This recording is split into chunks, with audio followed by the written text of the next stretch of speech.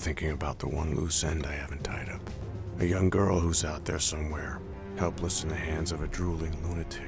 In the myriad of comic book adaptation movies, this stands out as one of the more unique, done in a fashion that has never been done before or since. By a director that was so dedicated to the movie and the source material, he quit his position in the Directors Guild, made the movie on his own backlot, and made sure the original version was presented. But doesn't make the movie any good. Let's find out. I'm Meffistoe. Like, share, and subscribe because this is my review of the movie Sin City. I call her Gladys after one of the sisters from school.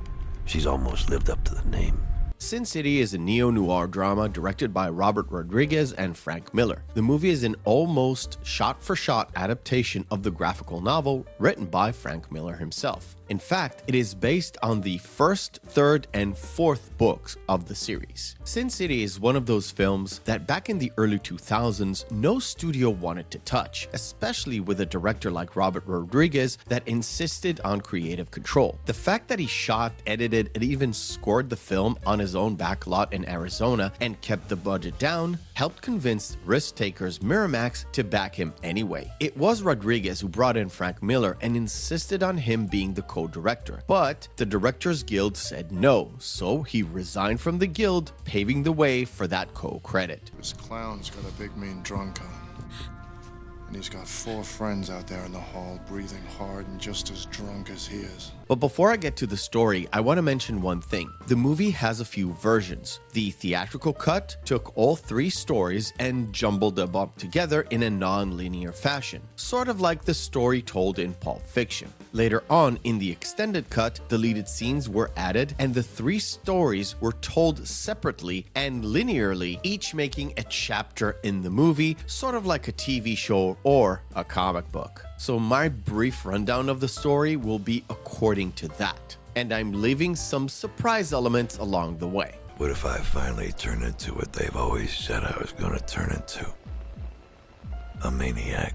The movie is divided into 3 major parts. The first story tells of aging detective Hartigan, who is after a serial predator who happens to be the son of a very powerful senator. He is able to catch his man and save a little girl, only to find out that he is accused of the very same crime he actually prevented. Determined to protect the girl, after a few years, Hartigan takes a plea deal and sets off to find this girl, now a fully grown woman, and help her out. Skinny little Nancy Callahan.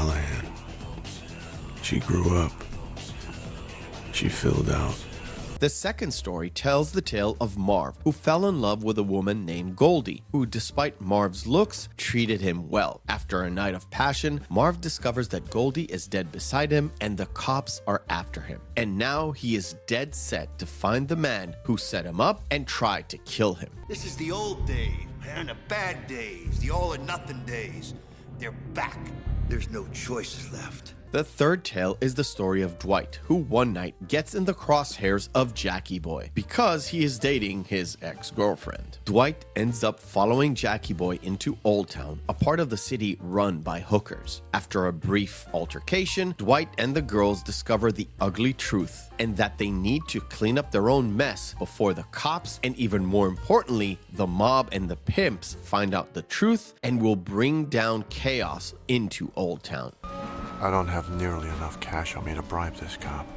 And even if I did, there's always the outside chance he's one of the honest ones. The film has an all-star cast, with Bruce Willis playing the gruff Detective Hartigan, Mickey Rourke playing the even gruffer ex-con Marv, and Clive Owen playing Dwight. Each actor really leaned into his character because this is a much more of a classic noir than a neo-noir. Each character had a lot of inner monologue, so they had to do a lot of facial acting. And to Rourke's credit, he did it through the heavy makeup and prosthetics. The rest of the cast is filled with actors like Rosario Dawson, Jessica Alba, Brittany Murphy, Carla Gugino, Elijah Wood, Benicio del Toro, Rutger Hauer, and more and more. Rodriguez got an all-star cast to come and work for him, but in fact, he shot quite a bit before the actors were even cast, so in some shots, those are just standings. And within this entire cast, there's just one casting that Rodriguez really wanted, but he was too busy, and that was Johnny Depp for the role of Jackie Boy. enjoy. But of course, Del Toro did a great job with the role, so Depp wasn't missed in my humble opinion. I don't do group jobs. Get in the car, baby. We'll just talk. It'll be nice. I don't do talk jobs either. Sin City is not only unique in the way the story was told, it was very unique in the way it was shot, primarily in black and white with a little bit of color. Rodriguez was obsessed in getting this film to look and feel and even smell like the original work. He doesn't even call the movie an adaptation, but a translation of print into screen. He and Miller worked off the books as a storyboard and as much as possible created moments that are shot for shot panel shots from the graphical novels. In each story, because this is the world of Sin City, you'll see other characters from other stories pop up. They don't have any specific role, however, their presence fill this world up and it doesn't feel empty. Almost 95% of the movie is shot on green screen studio, something that is pretty common today, but back then it was rather new. This of course helped to drive the cost to the bare minimum. However, there was a lot of CGI manipulation that was done because it was a contained environment. Partially because some shots were done with stand-ins, and later on, after the cast was assembled, Rodriguez needed to reshoot with real actors and splice them in. The amazing part of this whole scenario is that some actors who seem to be in the same scene together never actually met each other until the premiere night of that movie, months later. And the one thing that I found funny was that Brittany Murphy, who shot all her parts in one day, ended up being in all 3 stories in the movie. What up, you? A shot in the bruise, Shelley, and keep it going. Sure, honey. You take it slow now.